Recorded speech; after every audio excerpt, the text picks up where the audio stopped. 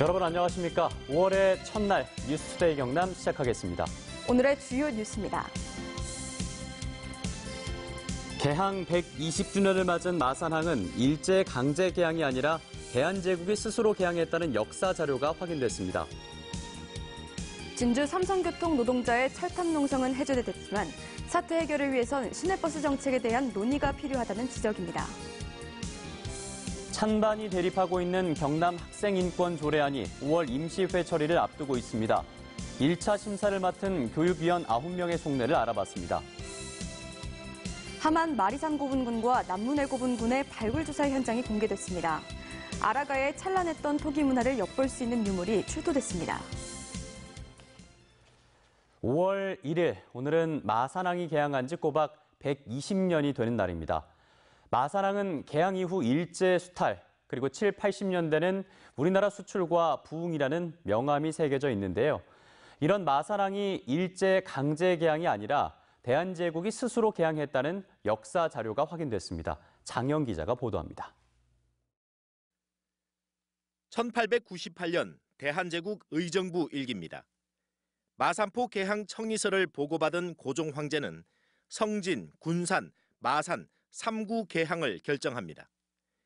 이듬해인 1899년 5월 1일 마산포가 개항합니다. 일본과 러시아 등 서구 열강들의 각축전 속에 대한제국이 견제와 균형을 위해 마산항을 스스로 개항했습니다. 러시아와 일본의 세력 균형도 유지하는 그런 차원도 있고, 또 한편으로는 개항을 통해서 관세 수익을 하는 그와 같은 목적도 120년 전에 마산항 근대 개항은 고종 황제의 칙령에 의한 자율적인 개항이다. 옛 마산 시민의 날이기도 한 5월 1일을 치욕의 날, 일제에 의해 강제로 개항된 날로 잘못 알려졌다는 주장이 제기되고 있습니다. 마산항 개항 직후 일본은 110만 제곱미터의 조개지를 요구했지만 대한제국은 이를 거부한 데 이어 공동 조개지와 영사관 부지 배분을 통해 러시아와 영국, 일본의 균형을 유지했습니다. 하지만 1910년 전후부터 마산항은 일제의 수탈과 제국주의 팽창의 통로가 됩니다. 마산항 주변은 이 무렵부터 크게 달라집니다. 경부선과 동시에 기차가 드나들었고 신장로와 적산가옥, 현대식 건물이 지어졌습니다. 일본에서 배를 타고 마산항에 도착을 하면 바로 마산항에서 연결되는 기차를 타고 서울로 만주로까지 연결되는 교통의 중심지, 결절점 역할을 한 것이죠. 사람과 물건이 모이고 이동하는 마산은 국제도시로 성장했습니다. 광복과 산업화를 거치는 동안 마산항은 경남 산업 발전의 견인차 역할을 했습니다. 대한제국 스스로의 개항, 제국주의의 아픔과 산업화의 부흥이 교차하지만 시작만큼은 자력 개항이라는 역사가 오롯이 새겨져 있습니다. MBC 뉴스 장영입니다.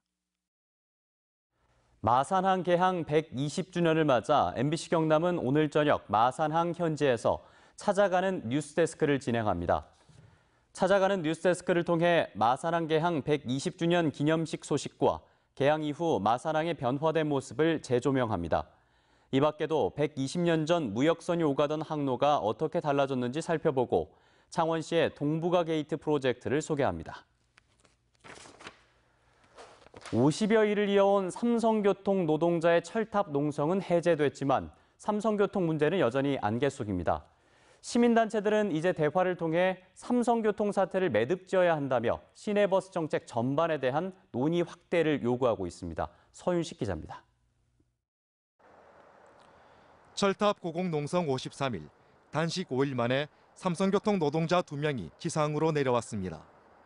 노동자의 아내는 남편의 무릎에 엎드려 눈물을 쏟아냈습니다.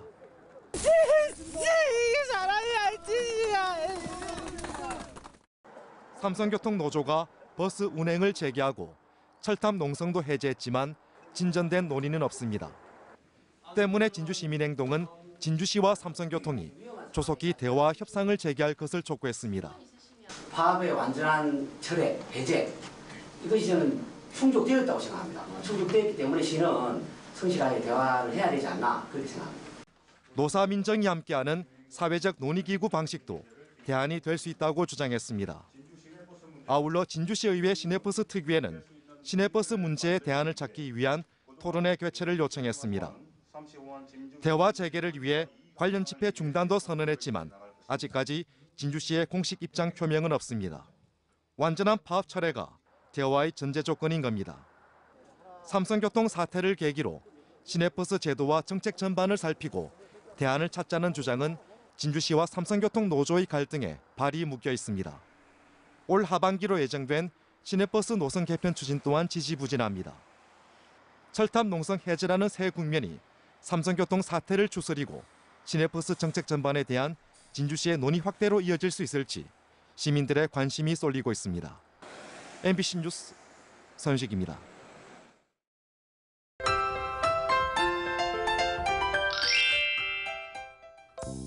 오늘 운전하실 때 짙은 안개에 주의하셔야겠습니다.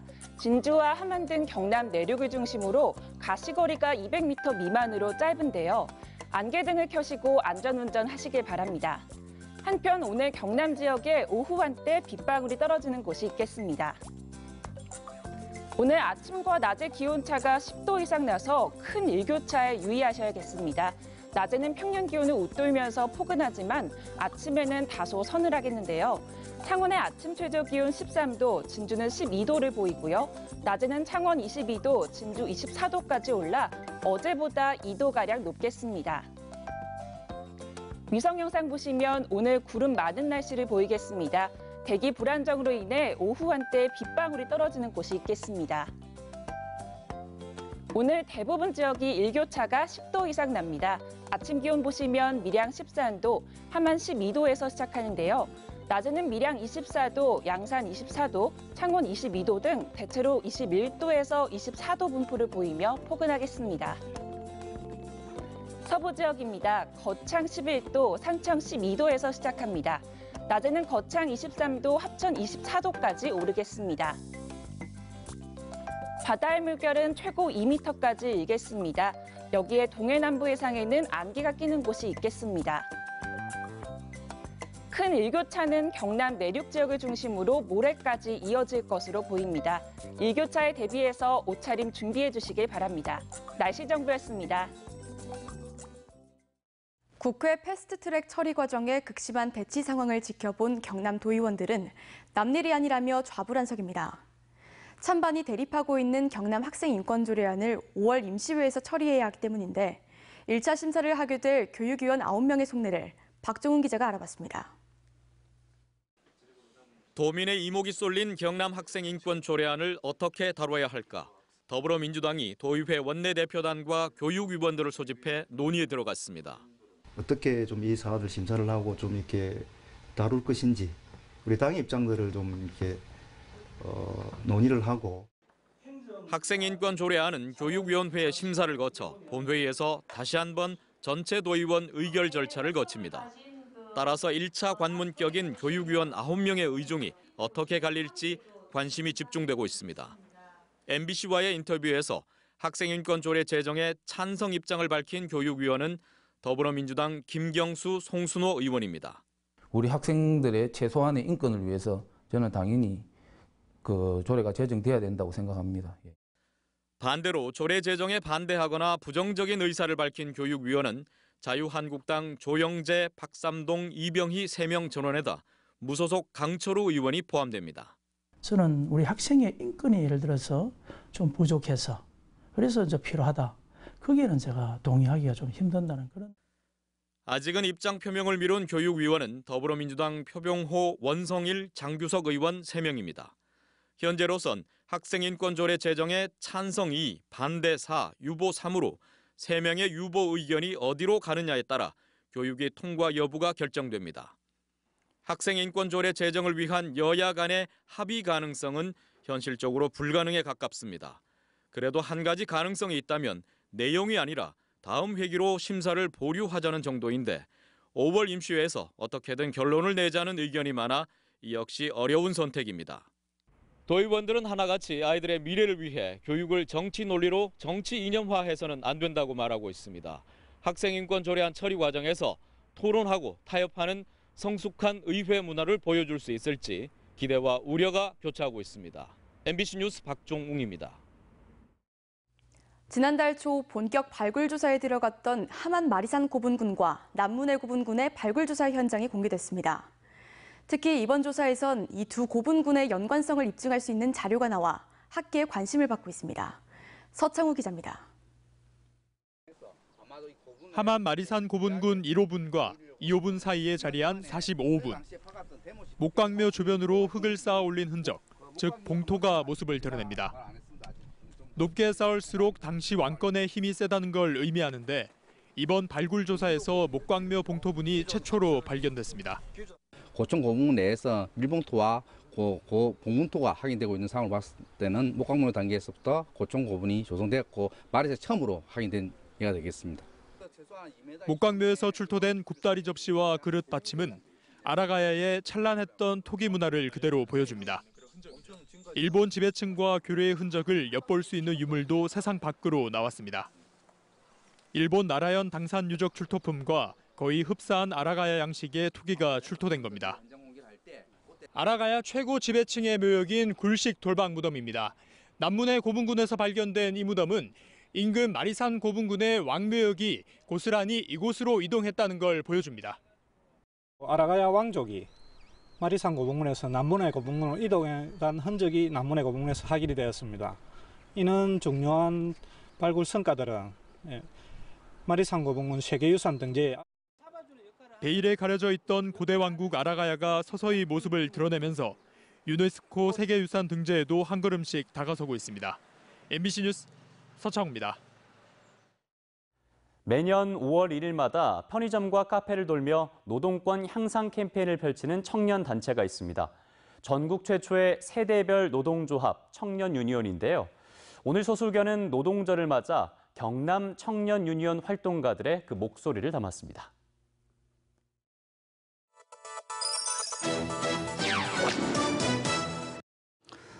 플랫폼 노동이 그런 뜻이었나요?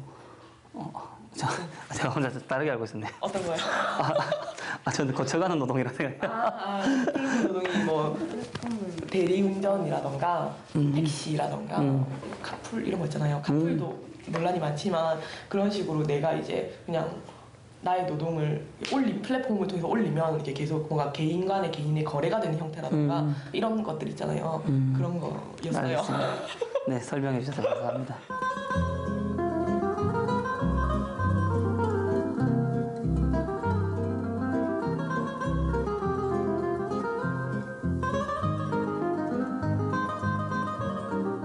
지금 내가 살고 있지만 또 앞으로 살아가야 할 사회에 대해서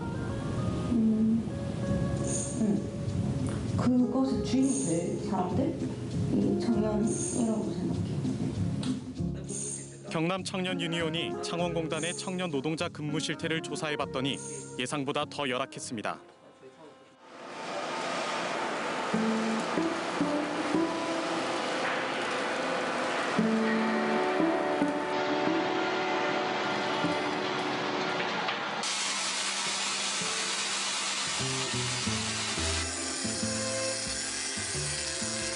그라인더가 이렇게 지나가가지고 본인이 다치게 되는 상황에서 이 작은 소규모 사업장이다 보니까 이제 요구를 못 하는 거죠. 그냥 너에게 치료비를 줄 테니 3대 신청을 하지 말아달라라고 얘기를 하고 본인은 그 상황에서도 구급차를 부르지 못하고 그냥 그 옆에 있는 다른 친구가 운전을 해주는 차로 근처 인근 병원에 가서 혼자 치료를 받았다라고 하는, 결국 내가 이 경력과 숙련을 가지고 가야 할 곳은 또 옆 공장인 거예요, 그냥.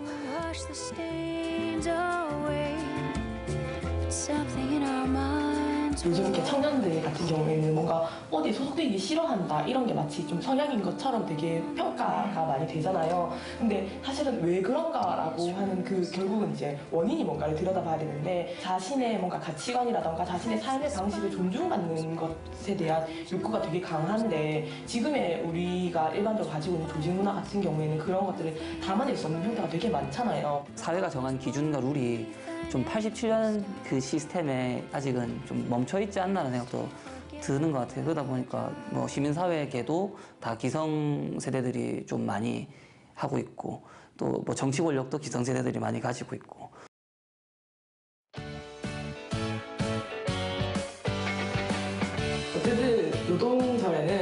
법적으로 우리의 권리를 보장받는 게 법으로 정해져 있는 날이니까 사장님들도 오늘 내가 나오라고 출근을 시켰으니까 돈을 더 줘야 되는구나 라고 명확하게 인지를 하고 계셨으면 좋겠네요.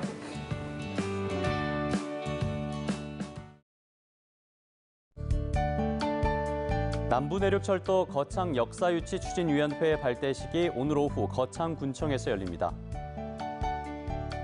봄철 유관기관 합동 산불 진화 훈련이 오늘 오후 3시 통영시 벽방산 일대에서 진행됩니다. 공중화장실 불법 촬영기기 단속 활동이 오늘 오후 2시 밀양시 가지산 도립공원 등에서 펼쳐집니다. 2019년 제1회 경상남도 산림포럼이 오늘 오후 2시 진주 바이오산업진흥원에서 열립니다. 사천의 한 축산농가에서 결핵에 감염된 소가 발견돼 양성 반응이 나온 감염소와 인근 농가의 감염 의심소 등 76마리가 살처분됐습니다. 사천시 농업기술센터는 아직 감염 경로는 확인되지 않고 있다고 밝혔습니다.